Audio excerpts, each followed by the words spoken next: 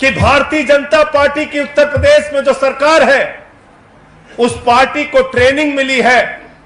Bharatiya Janata party को, उनके कार्यकर्ताओं को, उनके नेताओं को, प्रधानमंत्री को, मुख्यमंत्री को एक ही बात की ट्रेनिंग मिली है कि जो दुनिया में सबसे अच्छा झूठ बोल ले वही भाजपा का सबसे बड़ा नेता है। तो क्या झूठ बोला? एक तो हमारे फेकू महाराज देश के प्रधानमंत्री हैं, दिन रात झूठ बोलते रहते हैं। बाबा आदित्यनाथ जी ने क्या झूठ बोला? क्या कहा? कहने लगे उत्तर प्रदेश के सरकारी स्कूलों को हमने कॉन्वेंट बना दिया है। क्या बोले?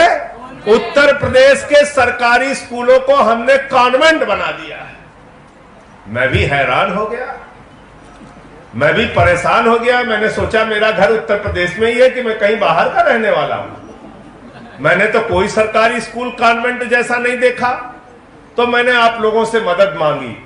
मैंने कहा आम आदमी पार्टी के साथियों मेरी मदद कीजिए, जरा उत्तर प्रदेश के कॉन्वेंट हमें दिखाइए। और ऐसा ऐसा कॉन्वेंट आप लोगों ने दिखाया कि कॉन्वेंट वाले भी बेचारे शर्मा गए। आपने दिखाया कॉन्वेंट। उत्तर प्रदेश की राजधानी लखनऊ में टूटी हुई बिल्डिंगें, बच्चे टाट पट्टी पर बैठ के पढ़ते हैं। मिर्जापुर में नमक रोटी बच्चों को खाने के लिए दी जाती है। आपने दिखाया कॉन्वेंट।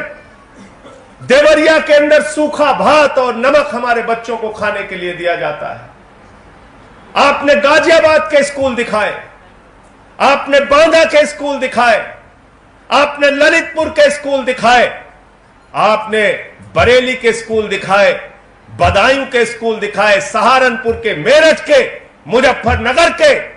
पूरे उत्तर प्रदेश के सरकारी स्कूलों की हकीकत अगर जमीन पर किसी ने रखा तो आम आदमी पार्टी के कार्यकर्ताओं ने रखा। मैं हृदय से बधाई देना चाहता हूं।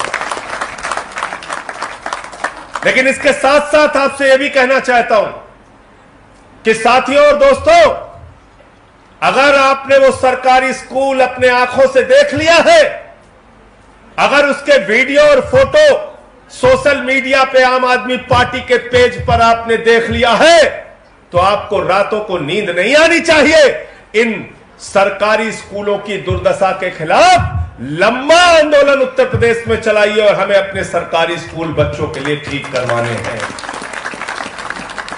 यह व्यवस्था नहीं चलेगी कि बाबा आदित्यनाथ के मंत्री भ्रष्टाचार कर करके कहीं गंगा का पैसा, कहीं राशन का पैसा खा खा के मोटे होते रहेंगे और हमारे बच्चे सूखा भात और नमक रोटी खाएंगे।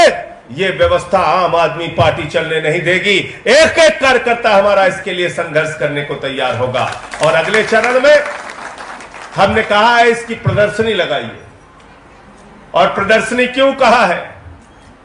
क्योंकि आते जाते लोग देखें।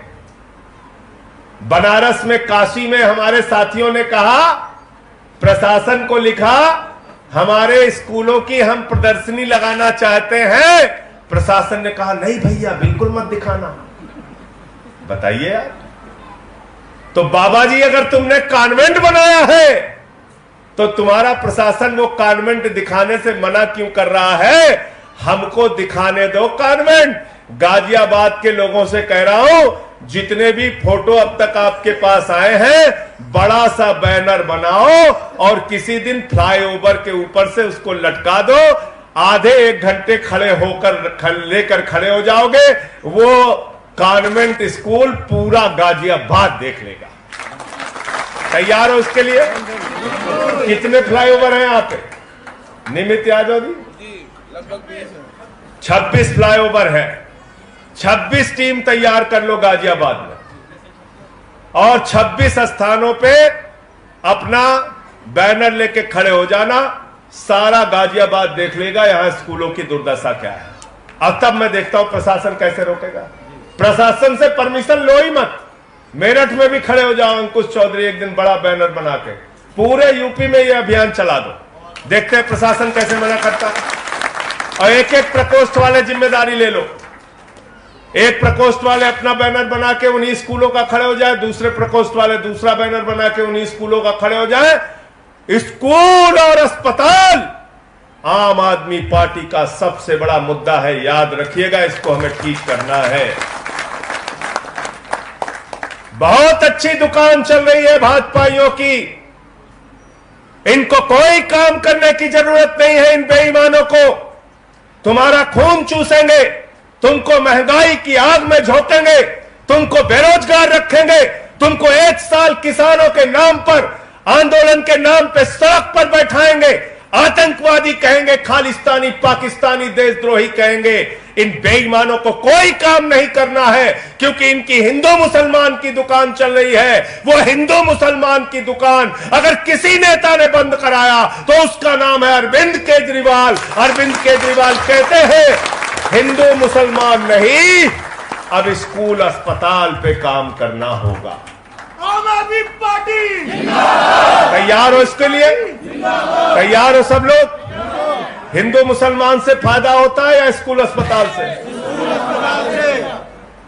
तो वो काम हम लोगों को करना है। अच्छी खासी दुकान इनकी हिंदू मुसलमान की चल रही थी, केजरीवाल जी ने कहा शटर डाउन।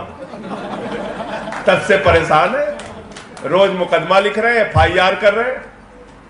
अरे तुम्हें पता ही नहीं भाजपाइयों, ये आम आदमी पार्टी का कार्यकर्ता किस मिट्टी का बना हुआ है। हम आंदोलन की कोख से जन्मे हुए लोग हैं। इस पार्टी का जन्म आंदोलन की कोख से हुआ है। हम तुम्हारे मुकदमे, FIR और लाठी से डरते नहीं हैं। चलाओ लाठी, लिखो मुकदमा। बाबा जी ने 23 मुकदमा लिखा मेरे खिलाफ, एक दिन में 9 FIR लगा दी, देशद्रोह का मुकदमा लिख दिया।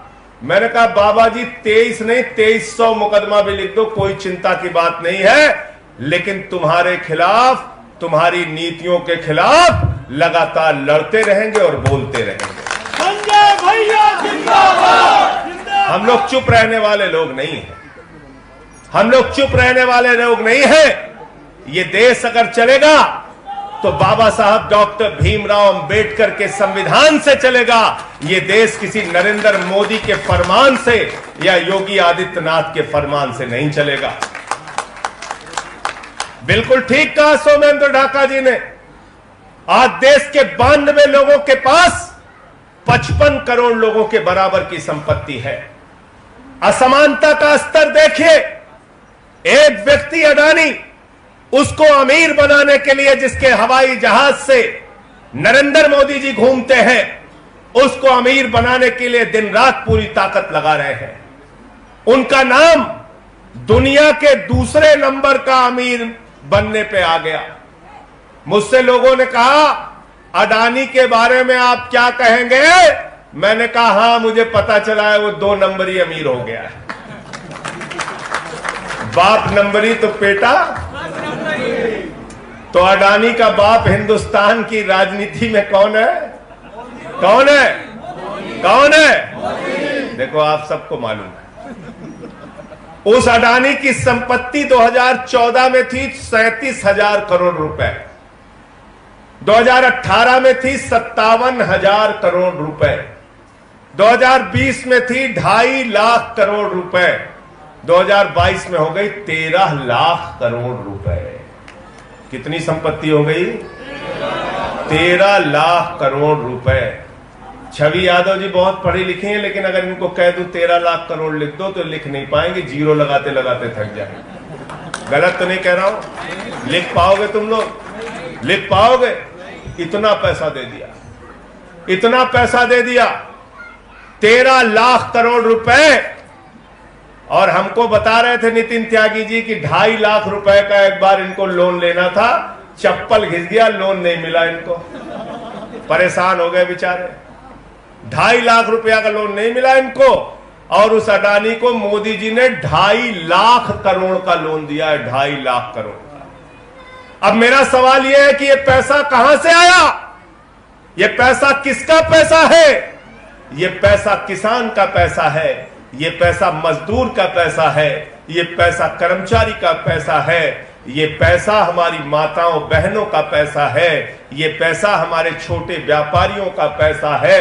हम ये पैसा अपने व्यापार से बचत करके, अपने कामों से बचत करके बैंक में जमा करते हैं कि बेटी के शादी के लिए पैसा काम आएगा, घर बनाना होगा तो ये पैसा काम आएगा, घर में कोई बीमार हो जाएगा तो ये पैसा काम आएगा। लेकिन ये पैसा जो आपने घर वालों की बीमारी के इलाज के लिए बैंक में रखा है, वो पैसा नरेंद्र मोदी जी ने अपने मित्रों पर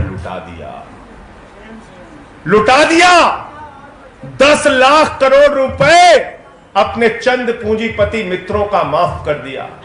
आपका पैसा 9,000 करोड़ रुपए लेकर विजय माल्या भाग गया, 20,000 करोड़ रुपए लेकर नीरव मोदी भाग गया, 3,000 करोड़ रुपए लेकर ललित मोदी भाग गया, 6,000 करोड़ लेकर नितिन संदेशरा भाग गया। मैंने कहा मोदी जी, ललित मोदी 3,000 करोड़ रुपए लेके भागा है, उसको पकड़ के लाओ। कहने लगे हमें पता ही नहीं ललित मोदी कहां है। अरे मैंने कहा सुष्मिता सेन से पूछ लो, वही बता देगी ललित मोदी। गलत तो नहीं कह रहा हूं?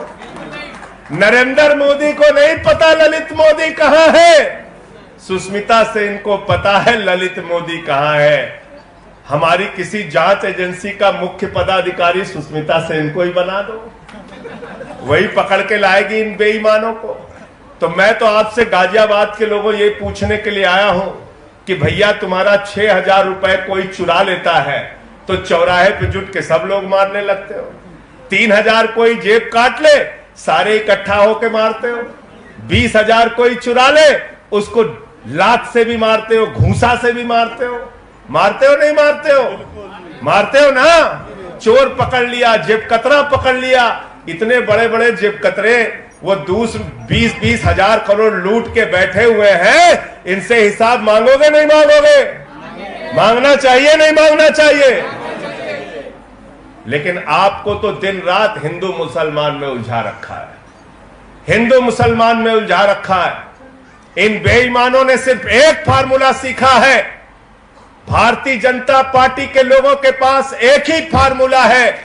कहते हैं नौजवानों, तुम्हें बेरोजगार रखेंगे, नौकरी मांगोगे तो लाठियों से पिटवाएंगे, लेकिन वोट भारतीय जनता पार्टी को देना, क्योंकि हम मुसलमानों को ठीक कर रहे हैं।